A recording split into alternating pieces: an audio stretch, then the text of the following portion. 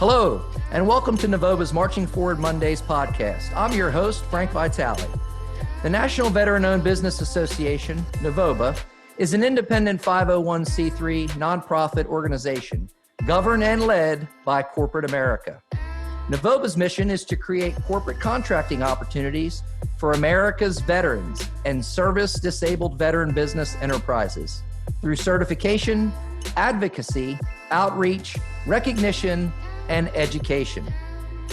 NaVOBA's Marching Forward Mondays podcast series will showcase NaVOBA's professional and business opportunities for veteran-owned businesses and corporations. I would like to thank NaVOBA's corporate allies and this episode's sponsor, Capital One. Capital One values the role veteran-owned businesses play in supporting the communities where they live and work. They are proud to work together with these servicemen and women to provide resources necessary to help their businesses thrive. For more information, visit Capital One's Supplier Diversity page, and we will provide that in the notes. Join with me on the podcast today is Allison Kuby, Supplier Diversity Manager at Capital One. Welcome, Allison. Hi, Frank. Thank you. Excited to be here. Well, it's great to have you. Allison's goal is to help people better their lives through her professional career and ongoing nonprofit fundraising work. Allison has been with Capital One for 9.5 years.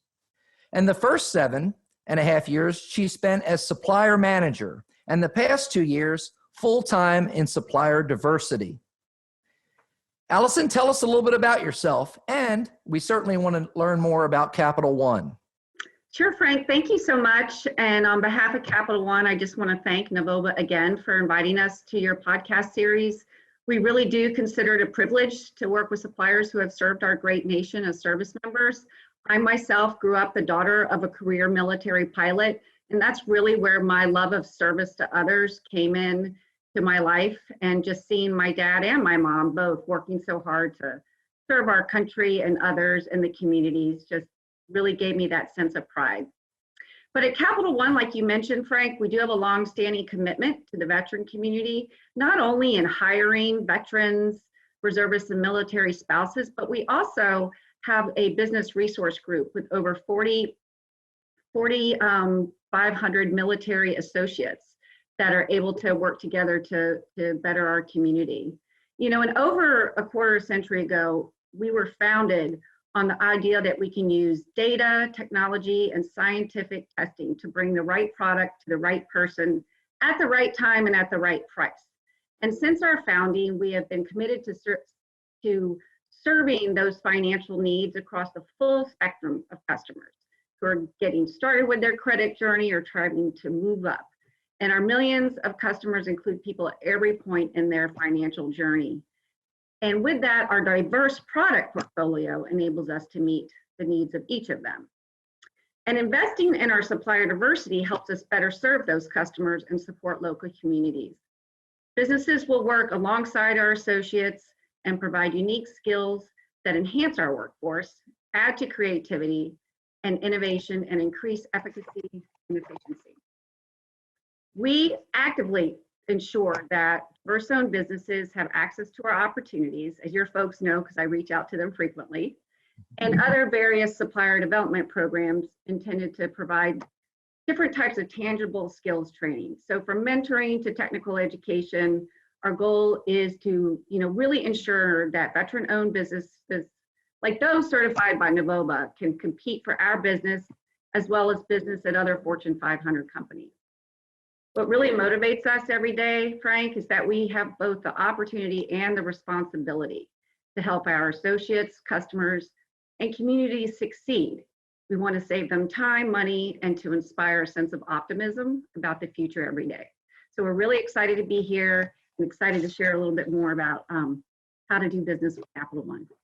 Now, Allison, that's wonderful. And I, it's always interesting to me to speak with leaders and find out what really connects them to, really a passion because of diversity. Because in my humble opinion, you either are committed to diversity or you're not. Mhm. And it's so great to hear that as a corporation, Capital One is committed to diversity, and you are as well. Now, I happen to know that you're involved in many ways at Capital One. One of those is as a mentor. Yes. And so you've been involved. Tell us a little bit about that, and really what the culture is like at Capital One from, providing these mentors and having such programs. Well, my first real interaction with the supplier diversity team was about 5 years ago when we started one of our mentoring programs. And having been in my prior role, in a sales role, working with at a different company, working with small business owners, I was just always amazed at how hard it was for them, how much work it was. And so I wanted to be able to use the resources that Capital One had to help mentor. And so I was a mentor to a business owner for that year during that program. And we're friends, we still talk. We talk about what's going on in their business, what's going on in supplier diversity, what's going on in our lives. And that has been truly very satisfying for me. And now that I'm on the supplier diversity team, I actually run that program. So it just gives me a lot of satisfaction at the end of every day. That's really great. Well, with that in mind, I mean, what makes Capital One a great place to work? Capital One is a great place to work for a lot of reasons. First of all, just the corporate culture, the culture to succeed, the culture to do your best, but to do it as a team also, right? So we together on our team, our supplier diversity team, we're constantly collaborating and working together to make sure we're putting the best things forward for our customers and our associates and our communities. And that really, I have found, flows through the entire Capital One culture. Yeah, Allison, in my work with veterans over the years and veteran-owned businesses, but particularly with the veteran individually, is that's a challenge transitioning from military service into corporate America, is finding a fit with a culture that values team. Yes. And, we live in a world these days where everything's so often individual based, but it sounds to me like Capital One values team. Very much so, very much so. And that's one thing I love about it. That's great. So for suppliers who would be interested in engaging and working with Capital One, what's the best way to learn about opportunities and partnership opportunities? I love that question because it's so different across the board with different corporations. But for us, we really utilize our supplier diversity portal and encourage suppliers to register in our portal, use as many keywords as possible. I often say, pretend you're me trying to find you. What words would you type in the search engine so that you would be found, right? And that's really how we notify suppliers when opportunities arise. And just really making sure they use those keywords. And if they ever have any questions, they can just reach out to us at supplierdiversity@capitalone.com and we can walk them through the process. So you have a portal, you have a vehicle, if you will, for folks to engage. And I think that's so critical. And for our listening audience, that's going to be very, very important for them to understand. And you mentioned keywords, and those that are familiar with proposal writing always recognize the importance of utilizing keywords. So what are some of the things that you want to know about a supplier? Well, so we definitely I do want to give one example of a keyword. Please. That this didn't happen with Capital One, but this is sort of a story we like to use that happened with another organization where a supplier was in the portal. They were an office furniture supplier, and in the portal, the keyword they had was seating. But one of the corporations was looking for chairs. And because they didn't have the word chairs in their keywords, they didn't pop up. And so they didn't find out about this RFP until later, and it was too late. So I try to encourage people to think about all the different ways you can describe your business. And remember, sometimes the people that are looking for you are lay people, right? They don't necessarily know all the terms that you use in your industry. So you want to be as specific but inclusive as possible. And really, we really want to know what differentiates you from your peers. As you can imagine, we are reached out by hundreds of companies, diverse and non-diverse, right? And we want to see we need to know what differentiates you. Why would we work with you as opposed to, your next door neighbor? And then, I always ask, help me help you by telling me what problems you have solved for other companies like mine and how you solve them. Because that's really super helpful. Then I can go to the line of business and tell them that XYZ company did this for such corporation, and it solved this problem, and we should give them a shot. So that is really helpful to have those key differentiators and then stories. Yes. Do you recommend that interested suppliers reach out to other managers within the organization to identify opportunities and to find out things like seating versus chairs and those sorts of things, or is all that contained within your team? Well, we are definitely the best funnel into Capital One. The one thing at Capital One that folks aren't huge fans of, but is people just blanketing Capital One with emails. So if you come to us directly, we can guide you through the process. Now, that doesn't mean if you're at a conference or you meet somebody from Capital One, you can't keep in touch with them. What I do is encourage those folks that do meet other Capital One associates to let me know about it, because then I can help guide that relationship and shares the do's and don'ts, let you know when opportunities are coming up in those business areas. Yeah. So talk with us a little bit about, supplier events or ways for suppliers to engage, and, what that process looks like. Do you provide feedback? Take us from there. Absolutely. So one of our goals is to develop businesses to be able to do business with Capital One and other Fortune 500 companies. So when diverse-owned businesses come through any of our RFPs, we want to provide feedback, because not obviously everyone can win. And so sometimes it's just helpful to really give them really detailed feedback if possible. So, and especially if they ask for it, definitely want to give them the feedback, whether or not it had to do with scale, whether it was pricing, whatever it is, the reason. Yeah, no, that's so. My guest at the moment is Allison QB. She is the Supplier Diversity Manager at Capital One, and we're just thrilled to have you, and really appreciate all the great information that you're providing, and momentarily we're going to be welcoming some folks from your team, and I'm going to ask you to sort of help be my co-host here, and so as we bring them on, we'll be asking them questions based on their skill sets and their areas of responsibility within Capital One. So we're at a sort of an interesting time, globally, with a lot of challenges. Before we transition to our other guests, tell us something positive that you find Capital One has sort of maybe a challenge they faced, or something positive that's come out of this difficult challenge that we're all wrapped up in with the pandemic. Well, we have really we doubled down in both of our main missions in supplier diversity, which is including diverse suppliers in our sourcing events and developing world-class programs. So we had 2 really great development programs. We've added a 3rd, and then we've doubled the number of classes we're having in the other 2 as well. So we're really putting an emphasis on helping small business owners and diverse-owned business owners really get those skills they need to compete in the environment that we're in. And these classes take it's anything from cybersecurity to how to present, to how to present yourself on social media, just not a presentation in the virtual environment, legal, all sorts of different things on branding. So really we try to help these business owners become even more well-rounded. Yeah. Yeah, I like to say that a crisis doesn't build character, it reveals it. And that can be said both personally and organizationally. I mean, it really reveals what you've been building over time. And it sounds to me, and based on your reputation as an organization, as a corporation, Capital One has outstanding character. And that's really great. And I can see why you align so well with NaVOBA. Well, thank you. And it's one of the reasons I love Capital One so much. Yeah.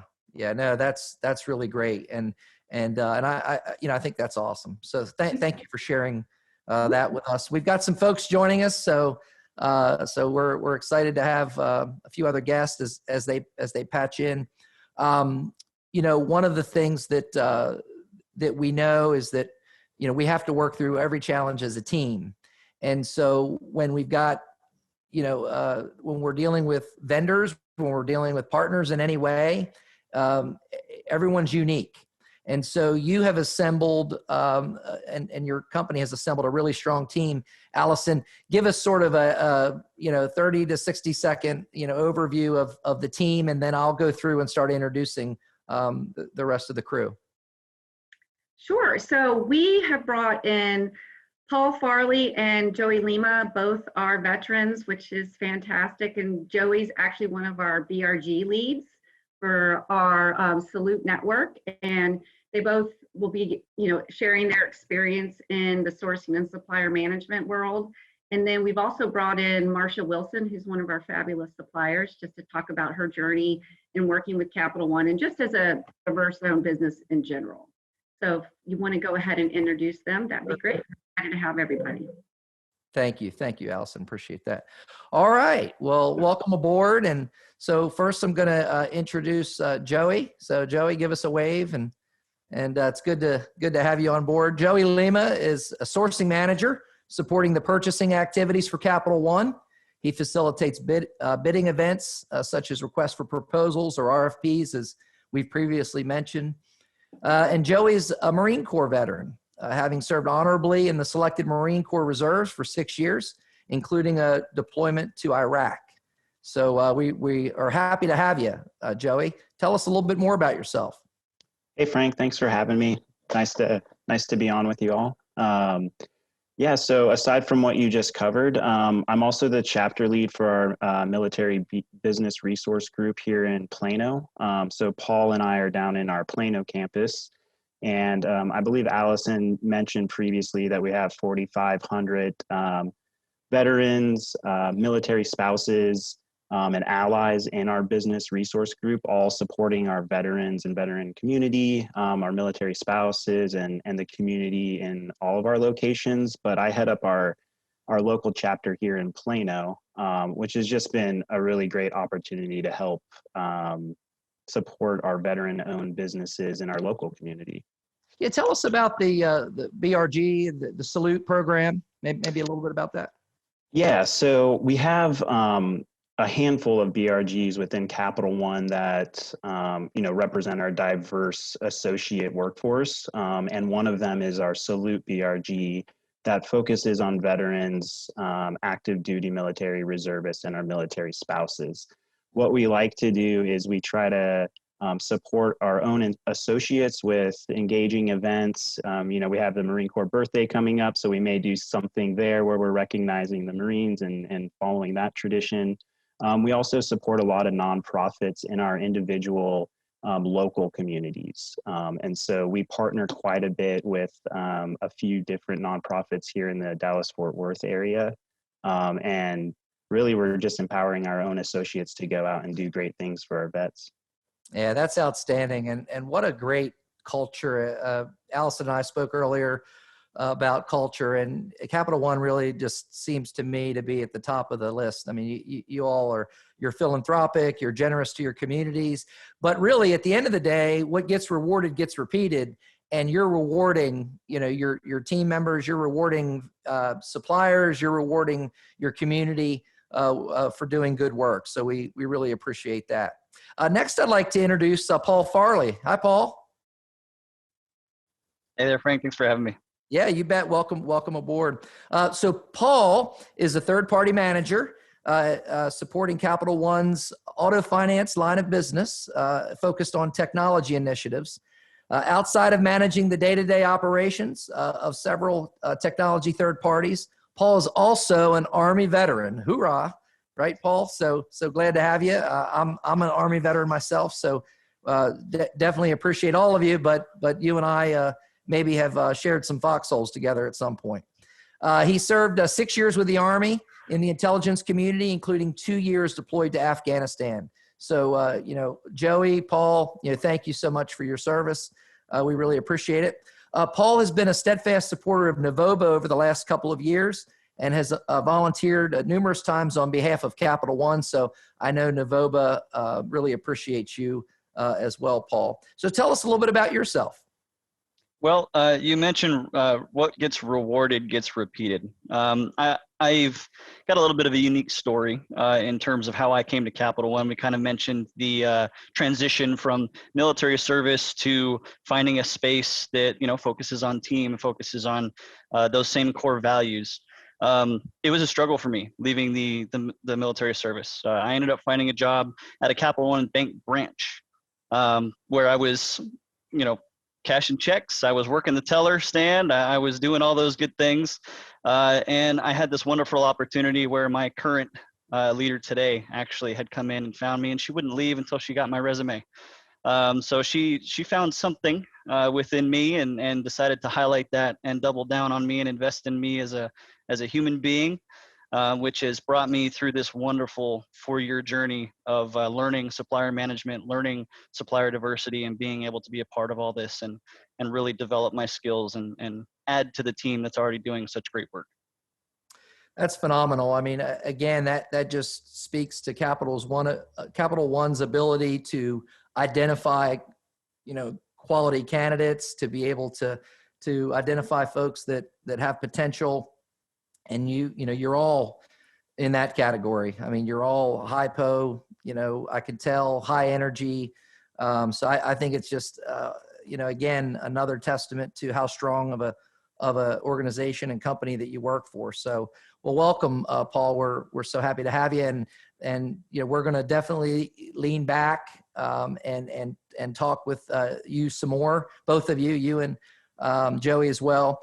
Next, though, I'm very, very pleased to introduce now not an employee of Capital One, but a partner, a supplier, and someone who is very, very successful in her own right. And so it is my pleasure to introduce Marcia Wilson.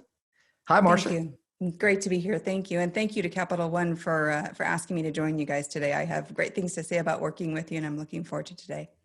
That's great. Well, we're excited to have you, and I know they're excited to have you as well. So Yeah. That's right, Allison.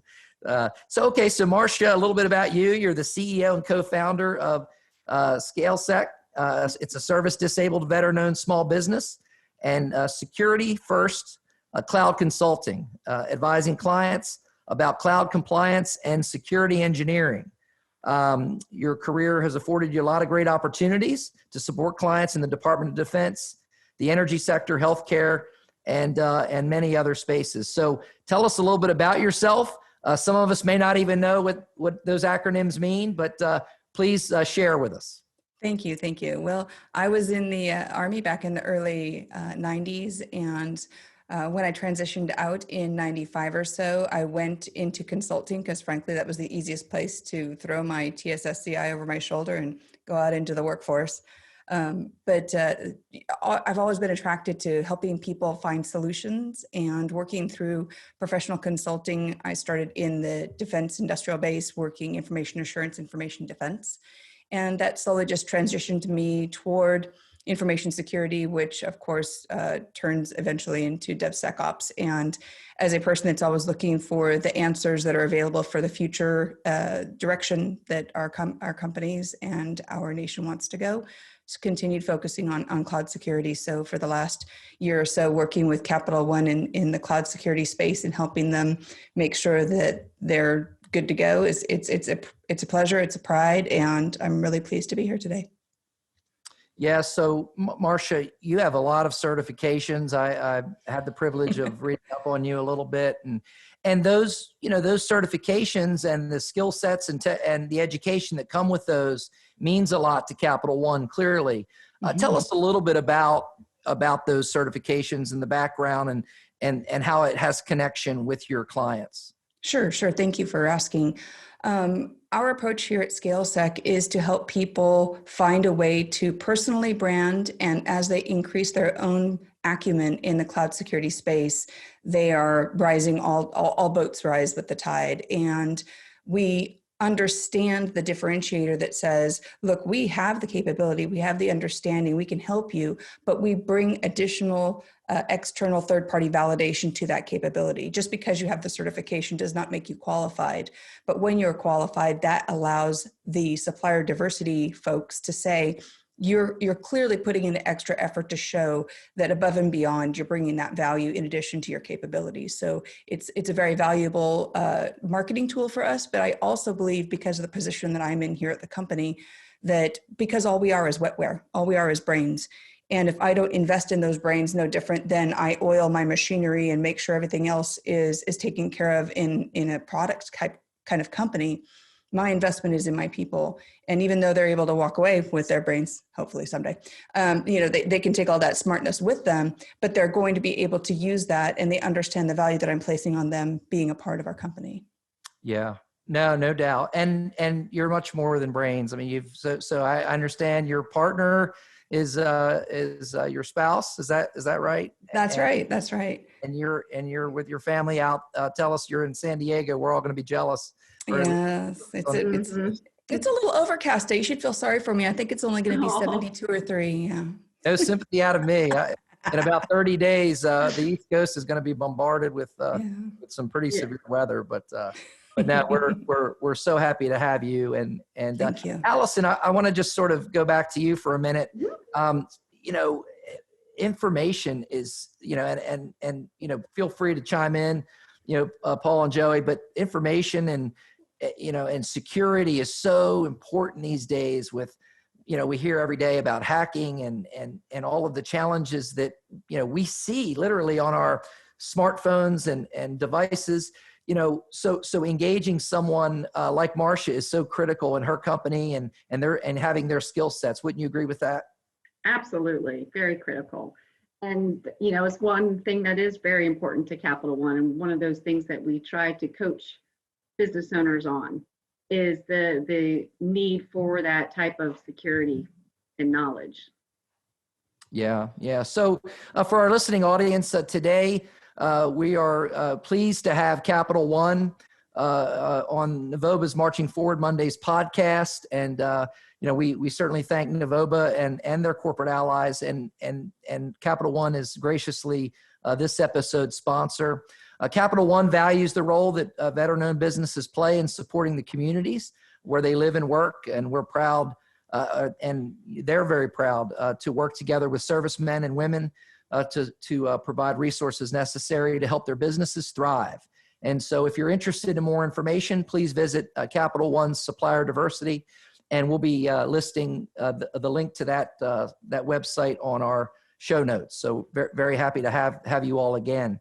So Joey, let's talk to you a little bit. What makes someone successful in the sourcing process? Because it certainly could, from the street, it can look a little overwhelming. And so if you could tell us a little bit about that and how a company like Marcia's company might distinguish themselves. Yeah, absolutely. So I've been doing sourcing for almost a decade now. And, one of the things I can say with pretty good certainty is no RFP is the same, even though we're looking for a similar type of service as to one that we may already have. There's something that's driving us to go out there to the market to find a gooder service. And I think what differentiates suppliers is having them go in and really understand what we're looking for and focusing on responding to the request in a way that addresses those specific needs. For example, Capital One tends to do a really good job at releasing an inquiry document that essentially lays out the format and the types of requirements that we have. And, so we even go as far sometimes as to dictating the format proposal. It seems like a simple thing, but getting those right and really nailing it, following the instructions and providing us with a really easy way to digest and compare across the supplier base is huge. I mean, it's almost half the battle some of the time. So just being able to understand what exactly is Capital One looking for. Do they have an incumbent already? Are there gaps with that incumbent? Is it a brand new service? They may not actually know exactly what they need. So can I can I present some of my own knowledge and expertise and make a recommendation to them that they may not have even thought of as a solution? Things like that really enable suppliers to stand out in a area where we tend to have quite a few options. I can't say that for all services, but really just honing in on what we're looking for and shining your brightest in those areas tend to help suppliers stand out really well. Yeah. And Frank, I just want to add one piece to what Joey's saying, that how Please. important it is that once you're involved in the RFI or RFP to cross your T's and dot your I's, but we also do, this is why it's so important for any diverse owned business really to register in our portal, because it shows us that you really do want to do business with Capital One, and you will take the time to take that step to register in our portal, and then it makes it easier for the supplier diversity team to get those suppliers over to folks like Joey. Yeah. Well, that's a great point. I mean, let's be honest. Capital One is a large company, and there are many people who, think they'd like to do business with you, but at the end of the day, they need to demonstrate that Right. interest and be intentional and get out there and register. And, like Marcia did, Marcia, if you wouldn't mind, I'd like to ask you, we were talking with Joey Lima and about, proposals and partnering and sourcing, what tips would you have for companies that are responding to RFPs? Any thoughts from your perspective? You're going to laugh because frankly, I was sitting there listening to Joy going, yes, that you have to answer not only the letter of the law, but give if you're not going to build the compliance matrix into the proposal that you're giving back, at least provide something that says you asked for these things and trace it for them. It's no different than those of us that are running companies every day, just getting resume after resume after resume. We go through bazillions of these. They, on their side, because they're big and they're getting a lot of people pinging them, make it as easy as possible for them to go, all right, they've met the letter and spirit of the law. Now let's really take a look and see what's under the covers. What are the value differentiators? What are the themes that they've recognized? What are the proposals within the proposal that you may not have even thought of? And but key is just answer. If they say 11-point font, for Pete's sake, hit Control A and do 11-point font. And because that shows that you are paying attention to detail. They want to bring people in that are going to pay attention to what they're asking for and then make it a little bit even more. Because as I understand it, and Allison, correct me if I'm wrong here, supplier diversity is not a mandate like it is in the government. You still have to differentiate yourself and still be the best candidate. They're just willing to consider you. So you still have to go above and beyond. There's no set aside. They're going to be doing this because they know that you're the best qualified person, but they're giving you a chance at the microphone, and that is super cool. Yep. Yeah. Allison, you're nodding your head. You're in agreement. I am in agreement. It just, it's true. I get hundreds of emails a week. Maybe that's a bit of an exaggeration, but a lot regarding working with Capital One. So it's really important to find a really great way to set yourself apart from the other folks that are wanting to do the same thing you do. Yeah. And let's be honest. I mean, we have to have ways to sort of have a process of elimination. And oftentimes folks will eliminate themselves. Businesses will eliminate themselves because, to Marcia's point, if I can't follow directions, in the portal and in responding to the request for proposal, then I think that sort of says something about the company. And as a small business myself, it's something that, I'm constantly focused on, right? I want to make sure that we're always doing the right thing. I'm sure Marcia and her team are always wanting to do the right thing. One way to demonstrate that you're a detail-oriented and committed organization, if you want to do business with Capital One, is to follow the process properly, strictly, and make sure you're putting your best foot forward. You agree with that? Great. I think we all agree with that. All right. I love it. All right. I would also, just if I could jump in real quick, Frank, I would also encourage, if you have questions, don't hesitate to reach out. I really loved what you said, Marcia, about even if you don't have the compliance matrix, you can ask, what is this? What are you looking for? I don't have this. And maybe, or just filling in that gap saying you've seen it, you're recognizing you don't have it. So we're not trying to tick and tie in the background. We would encourage questions up front. So when you submit your proposal, it's complete and accurate. And I think it's just better for both companies in that case. And Joey, wouldn't you agree too, it's better if a supplier gets into it and realizes that this really isn't their core capability to say so and just pull out? And that's okay. And we'll come to them for the next item, the next sourcing opportunity.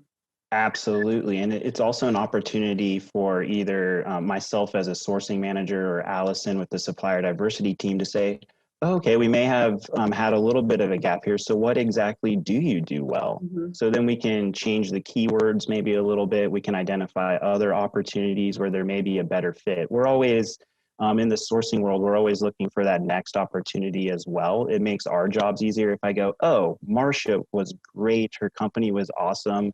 It's not quite the right fit for this one, but 3 months down the road, we come up to another event and I'm like, oh, that's a perfect fit. We're always thinking through that. And so exactly. I mean, I couldn't agree more.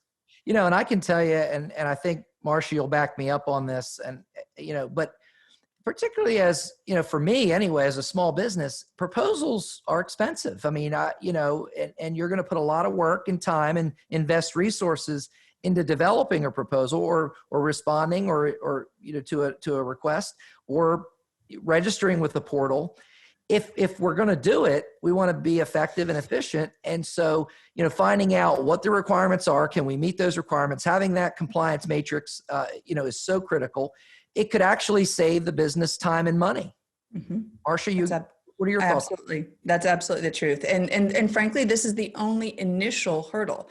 This one, and I don't want to lead the horse here, but once you get through your RFP, let's say you're selected, there's still some additional hurdles that are going to require you to pay attention to detail and up your game each time, because as a small, nimble business myself, I don't have as many requirements levied on me myself. I don't do them to myself, but I recognize as soon as I get to the next spot, they're like, Marcia, we love you. Okay, we're going to hand you over to contracts now. And you're like, whoa. And, once you read through the 15 or 20 pages that say, we're excited to work with you, you have to meet all these things, you got to get your second wind and get in there and get those things going too. But all as a function of making sure that you're meeting letter and spirit. All right, Paul, I haven't forgotten about you.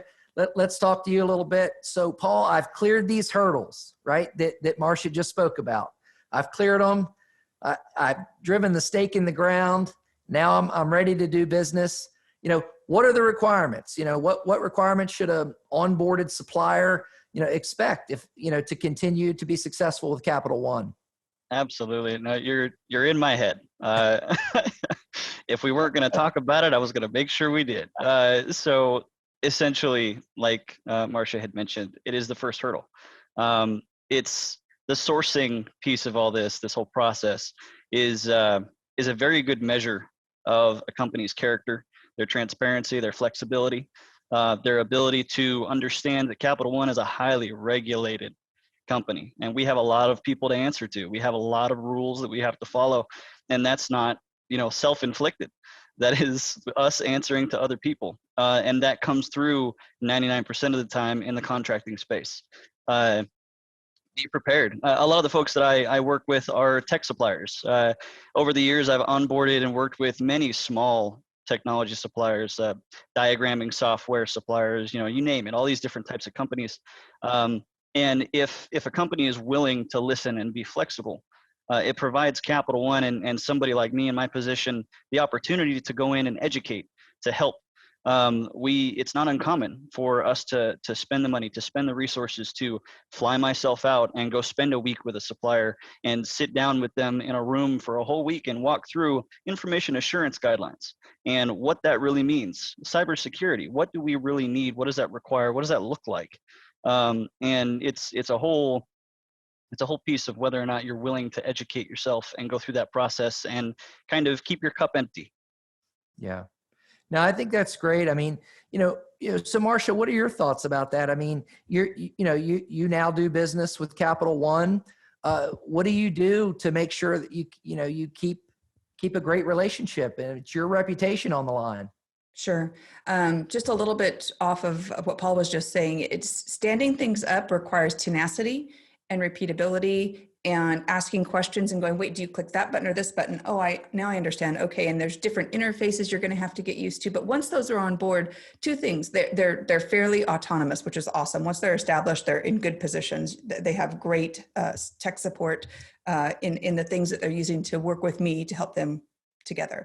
But once I'm there, Aaron and I, before pre-COVID, when you could get on an airplane, would head out and visit folks in Richmond. And I guess I'll let one of my clients there speak through me and say, he said, I would have never expected two founders of a company to be as invested in my mission as you guys have been. He goes, it's one of the reasons that we selected you, is that it was clear that when you came in, you were going to be 110% all in. You're not just another consultant coming in and, doing what we tell you to and making sure it goes well. Because there's a lot of good folks out there. He said, but this is just above and beyond. You guys have really, really more than met the mark. And we're so pleased that we ended up meeting you. And that just was super gratifying. But long story short is be all in. Be all in with the mission of the clients that you've agreed to help, to make sure that everything they need and then some, because it comes back to me and my company.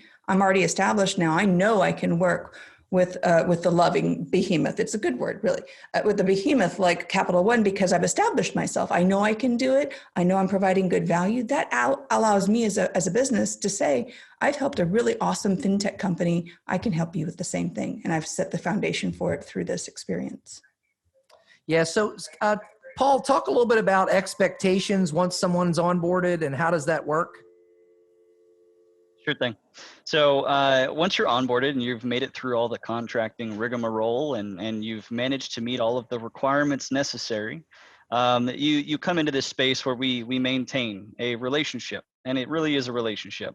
One thing that I focus on with all of my the third parties that I'm responsible for is it's a partnership. Some of the very first meetings that I have focus on partnership and transparency and understanding that over all of this, the maintenance process of a relationship is managing risk. Regardless of what lens it's through, it's risk. So our focus in all of that is to make sure that we, throughout the year, in a single annual year, we have the various mile markers that we have to hit. We do different monitoring activities. We reach out for evidence. Just because you're through contracting, just because you're through an information assurance assessment, doesn't mean the evidentiary requirements go away. Capital One is required to ensure that we consistently and constantly check for this stuff on an annual basis. So be prepared to get mighty comfortable with your third-party manager as they learn to grow with you and you guys figure out what types of evidences are acceptable, what works for the requirements, and then of course keeping in mind that our world is changing around us.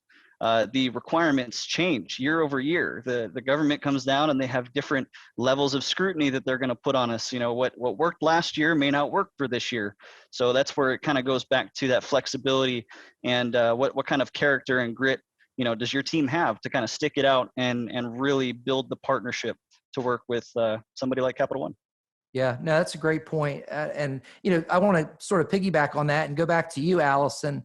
And just from your perspective as a leader, at Capital One, compliance is critical, right? It's a critical element of your industry and to the success of your company. So, you have to, and the leaders of your company have to make sure that everyone they do business with is compliant as well and falls, sort of under that umbrella. Can you talk a little bit about, maybe how you and your team interact with compliance, and then any thoughts you have for, potential suppliers that they might want to consider?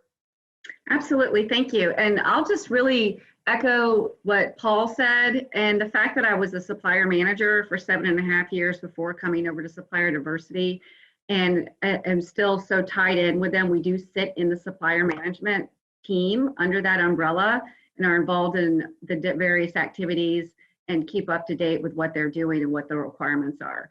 So I'm able to talk to suppliers about that and help them if they have questions about the process and so forth. So we do keep very up to date on that because that is so critical to our business.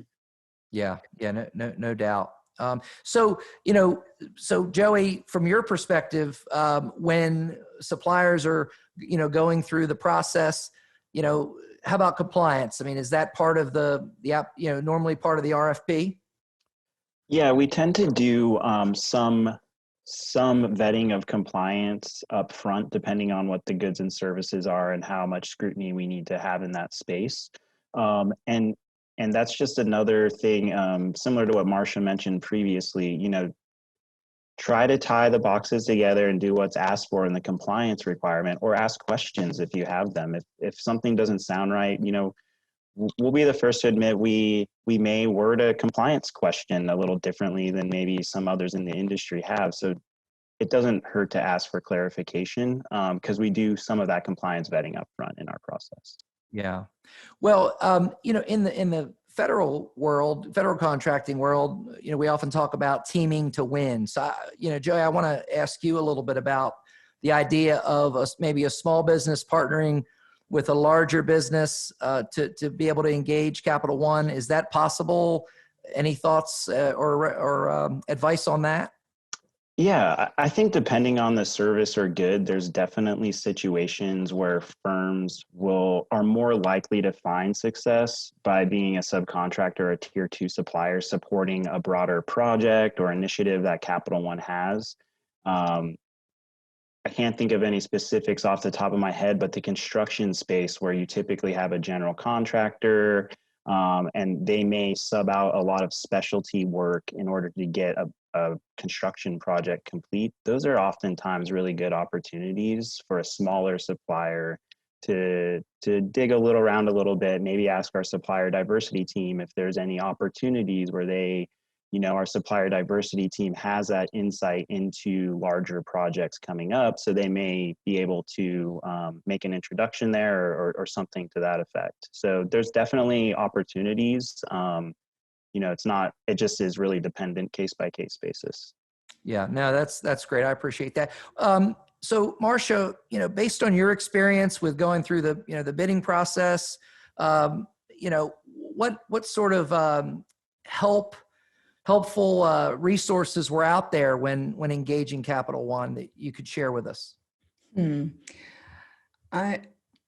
I know that based on my experience doing RFPs in the past, I think that's probably what the main thing that we called on. And I have 2 or 3 folks on my team that have worked with other professional services organizations in the back, both responding to government RFPs as well as commercial RFPs. And I think just pulling our brains together and figuring out, I was a little scared, I'll be honest with you. When we won the contract, I think we were 10 or 11 people. And I thought, this is a big fish and I might be scared.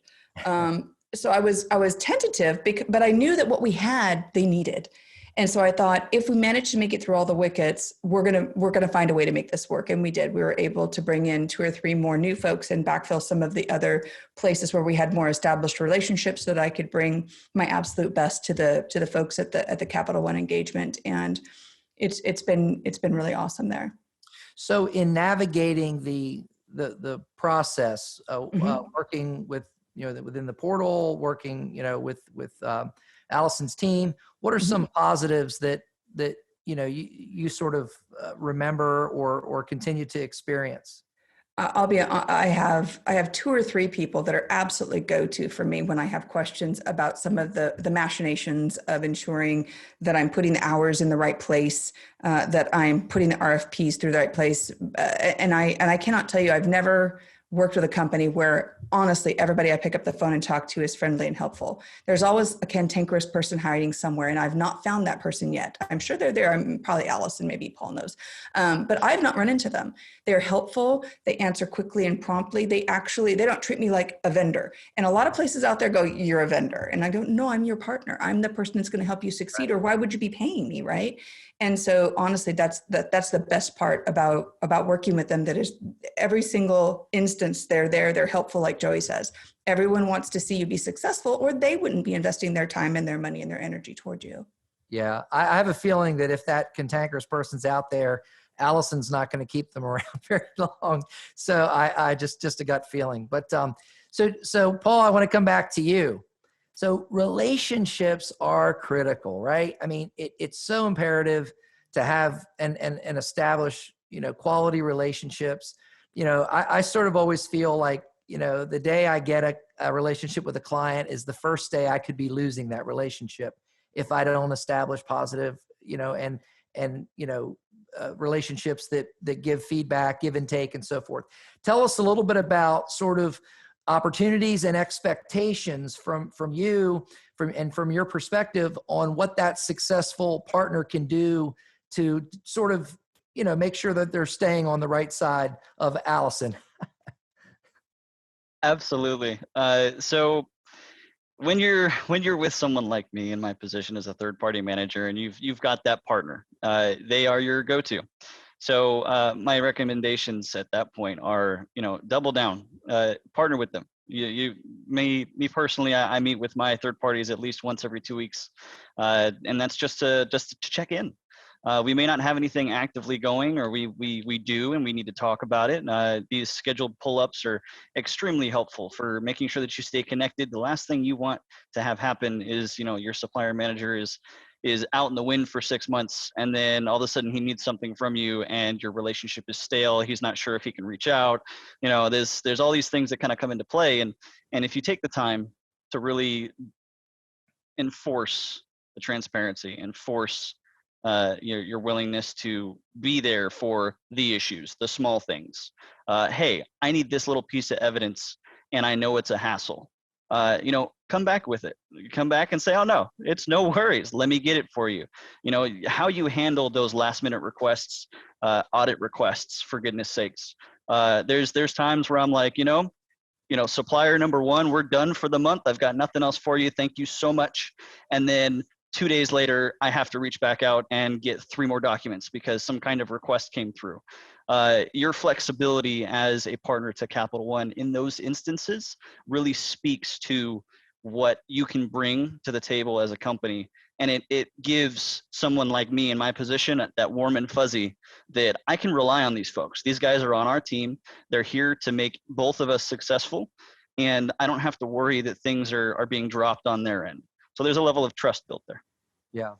No, I think that's great. And again, I think that's what makes Capital One so, successful and it's really unique in many ways, is that I can tell from knowing each of you that those relationships are important, and that's part of your culture, as I mentioned earlier.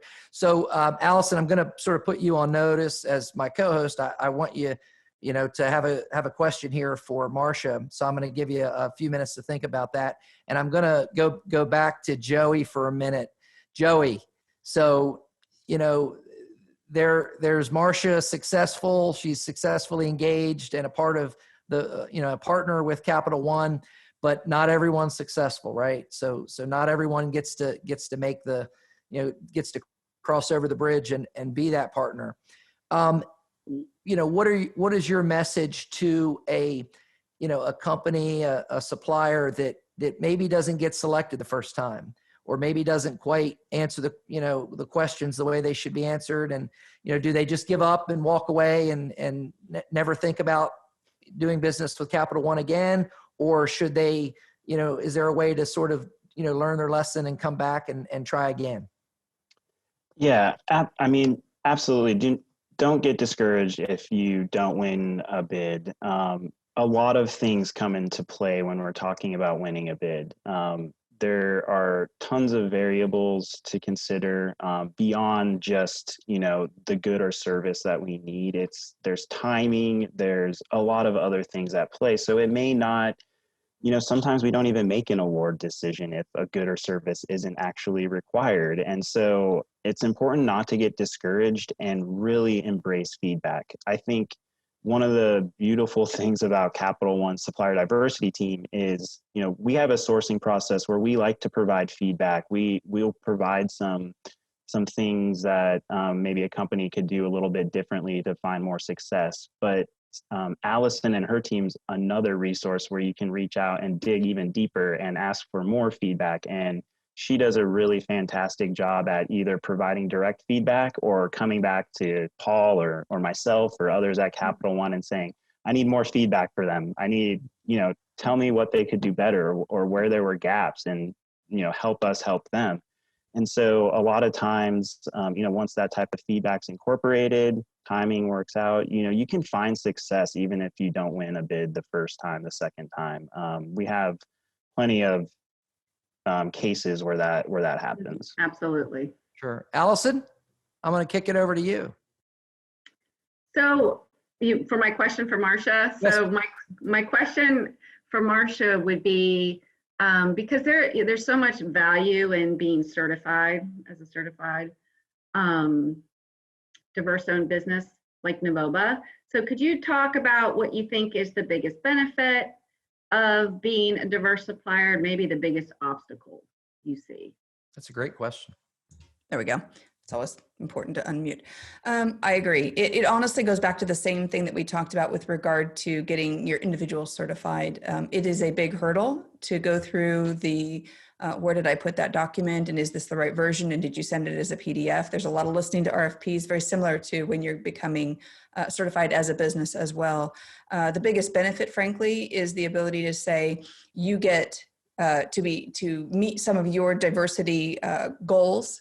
And I get an additional advantage that says, will you please listen to me because I've gone to the trouble of doing this. The biggest obstacle is that sometimes size and marketing can be a little bit of a challenge there. Once you have that, making sure that you are putting that forward as an advertising as a differentiator. Great. That's great.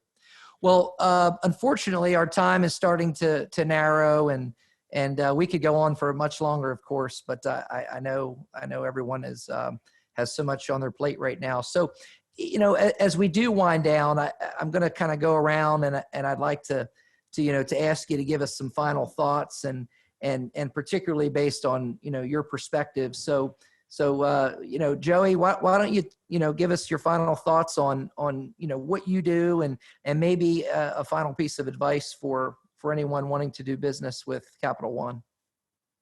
Yeah, sure. So, in the sourcing process, I'm speaking for myself as a sourcing manager. We want to find a product and good that works, right? Our reputation to the lines of businesses that we support is also on the line. So I want nothing more than to help the supplier that we ultimately choose and the suppliers bidding in the process be successful and have a successful proposal.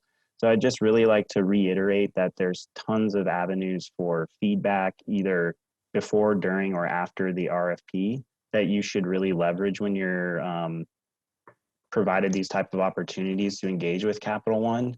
Really leverage that. We've done it a lot of times, and we can tell you what is more or less likely to work given the exact scenario that supplier is facing. So beyond that, please leverage the supplier diversity portal. It's a really easy way for us to do a quick scan of the market and find some diverse suppliers that can fit the need. So take advantage of that. It's the easiest way to get your name first and foremost on a list that comes in front of a sourcing manager.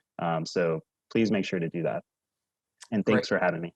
Absolutely. And those are really great words of advice and wisdom.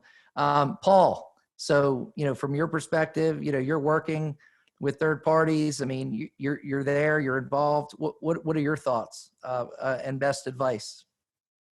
Well, as I'm sure everyone will say, thank you for having us. And I guess my parting words, don't be afraid to not have the answers.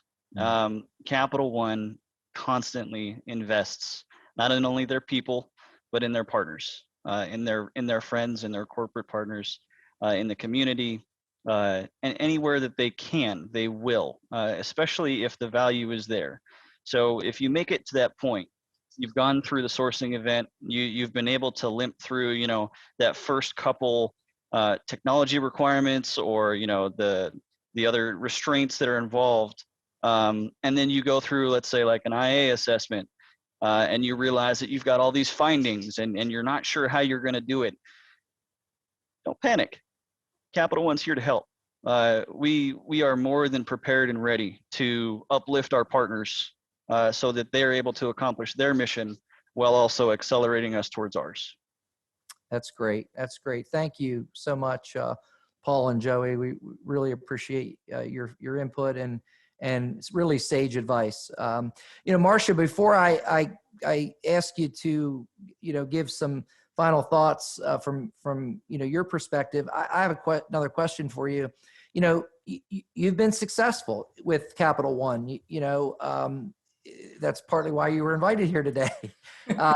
But not everyone is, as Joey and I discussed. So what are your words to that first time, a bidder or that company that tried and wasn't successful? Well, we were successful for two reasons, in my opinion.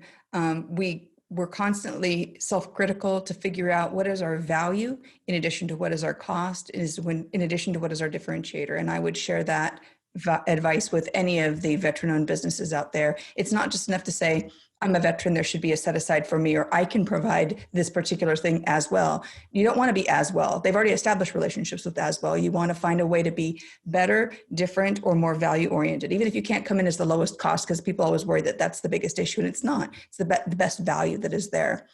And darn, I forgot the other part of the question. Sorry. That's okay. I just wanted to sort of, I wanted you to give some encouragement really to maybe some folks. Yes, this is not the first RFP I went for, and I happened to land it with Capital One. Turns out I had a number of ones where I did not win at all. and you learn from those, you grow from those. And the reason I'm able to tell you, differentiate by value and understand what you're trying to achieve and understand your true market value to what you're doing, is the reason I'm able to incorporate that into the RFP that we delivered and happened to win successfully. But turns out, even though we won this, I looked around and I said, can I ask some questions about this RFP? Tell me what I did right. And then you can learn from other places that you're going to submit RFPs. If I did it right here and it worked, try it again at another place too. So feedback can come, constructive feedback can be both positive and negative. It's either way, it's going to help you grow. Sure. Thank you. So Marcia Wilson, CEO and co-founder of ScaleSec, and we appreciate you being on. Give us some final, sort of words of advice that you might have for someone wanting to do business. I would say that they may have a big name. They may be a kind of a scary place for a little company like those of us that are set-asides. But the truth of the matter is, each of you put your pants on one leg at a time each day. You have great attitudes and great personalities to work with. You care deeply about our success because you recognize, once again, every boat floats everything up higher. So it has absolutely been a pleasure working with you all. Allison, thank you. Thank you for inviting me. Paul and Joey, great to get to chat with you guys again, even if we've only really been on email in the past before, and really do appreciate the time we had today. Thank you to Capital One for selecting us and giving us the opportunity to share our expertise with you and learn and grow with you guys. If this is the first time you're submitting an RFP to Capital One and you don't win, ask those questions, figure it out, continue to hone your good or your service that will help them achieve what some of their goals are. It will also help you out, helps keep your message sharp, helps you understand how to be very crisp in your delivery of your value and what you are demonstrating above and beyond your competitors, even if they're friendly competitors. So that would be my advice to folks out there that want to continue to work with large enterprises when they might be sort of smaller teams like myself. Thank you very much, Marcia. And on behalf of NaVOBA and my veterans everywhere, we wish you continued success. You certainly are an example for all of us to follow. I thank you very much. Absolutely. We wish you all the very, very best. So my co-host, Allison, I'm going to sort of take it back to you for maybe some thoughts about our episode today and any final parting words that you might have for our listening audience. Thank you, Frank. And I just want to thank Paul and Joey and Marcia for taking the time to be on this podcast with us today. Our relationship with NaVOBA is very important. And like I said at the beginning, we're very proud of it. We are proud of what we're doing in our supplier diversity program. And again, our two biggest focuses are increasing the number of diverse suppliers in our sourcing events and really deepening the diversity across our supply chain, and then our development programs. And lots of other corporations have these kind of development programs too. So I would encourage you to think about what corporations you want to work with. Reach out to the supplier diversity team, ask if there's any development programs or any type of training or just classes that they might be offering that you can get into. That's a great way to meet folks at corporations and get registered in their portals and keep those registrations up to date and keep touch base every now and then just to keep yourself in front of them. But again, as I said, help us help you by telling us what differentiates you from your peers. And don't ever hesitate just to reach out to me if you ever have any questions or if I can help you in any way along your journey. And thank you so much. Thank you. Allison Cuby with Capital One.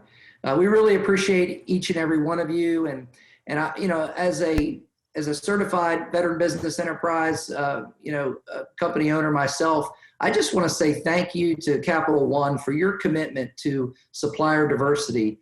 It really is great. And the opportunities that you're offering others is really tremendous. So it's a pleasure and an honor to host you today and to have you on our podcast. So thank you to each of our panelists.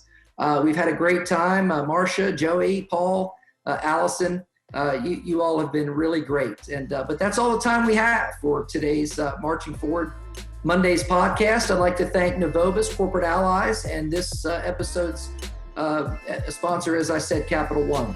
Capital One values the role veteran-owned businesses play in supporting the communities where they live and work. We're proud to partner together with these servicemen and women to provide resources necessary to help their businesses thrive. For more information, please visit Capital One's Supplier Diversity page. We'll be providing that in our show notes. To learn more about NaVOBA, please visit the NaVOBA website at navoba.org, navoba.org. I'm your host, Frank Vitale. Thanks for tuning in to NaVOBA's Marching Forward Mondays podcast. We're so happy to have you. Be well.